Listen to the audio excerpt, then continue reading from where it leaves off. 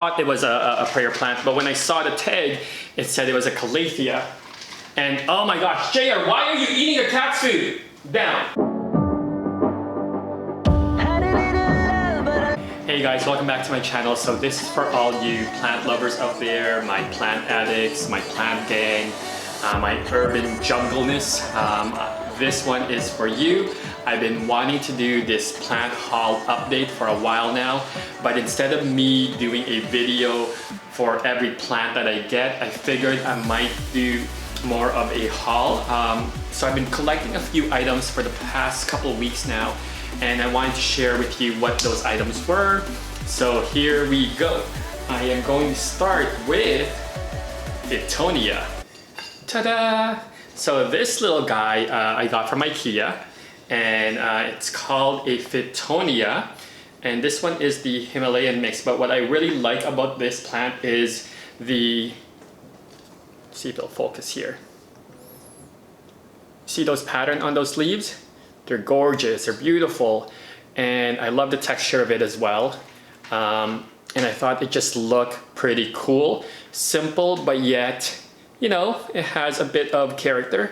And these are pretty easy to take care of. I mean, based on what I read, you know, just keep the soil somewhat moist. Don't put it in direct sunlight. You know, keep it away from the window, but obviously make sure you get some light.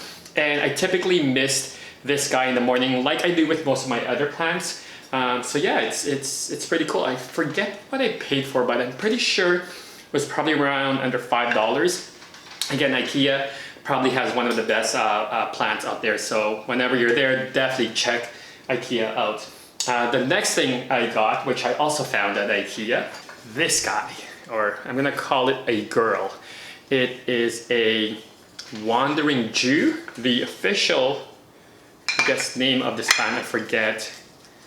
Let me see if it has a tag here. Calathea, I think that's how you pronounce it, but again, it is one of those trailing plants, but similar to the Fittonia, what I really like about this is the texture and the details of this plant. Look at it. And it has that kind of silver, you know, silver sparkly thing. What's it called? Translucent? No. Iridescent? Is that the word? Whatever, it just looks nice. It looks freaking nice. So was really excited about this one, but I am curious why they call it a wandering Jew. I kind of find it a little bit racist. Maybe you guys know the history of it or why it's called wandering Jew. I'm assuming because it's a trailing plant, you know, that's where the wandering comes from, but the Jew part, not too sure. So similar to the Fittonia, again, keep it in moist. I think this one does like direct sunlight or indirect sunlight, so I do keep it closer to the window. And again, I mist it every morning as well. So the next item I got, ta-da, is this guy. So this one, I'm gonna tell you a little story about this guy. I got this at a corner store next to this place I always get some takeout dinner at least twice a week. And whenever I walk by, I always would check out, see what kind of plants they have. But this one caught my eye because when I saw it, the first thing I thought of was, is that a prayer plant? And I've been looking for a prayer plant. So I picked it up. I, you know, obviously inspected it to make sure it was in good health, and it is in good health because it's thriving pretty well. And these cool patterns on the leaves, right? That's what kind of prayer plants are somewhat known for as well. But when I got this, I noticed that the tag said it was a Calathea. And I think Calatheas and prayer plant, which is a Maranta, is although they're from the same family, they're not the same, I guess. So I'm a little confused to see what this plant really is, because based on my research with other, you know, videos out there and whatnot, some say this is a Calathea, a Zebrina, and others say it is a prayer plant. So if you guys know what kind of plant this is, let me know, comment below, because I'm very curious. But regardless, it's another beautiful plant. Again, look at the texture on this thing, and it has the burgundy back on it, right? So look at that.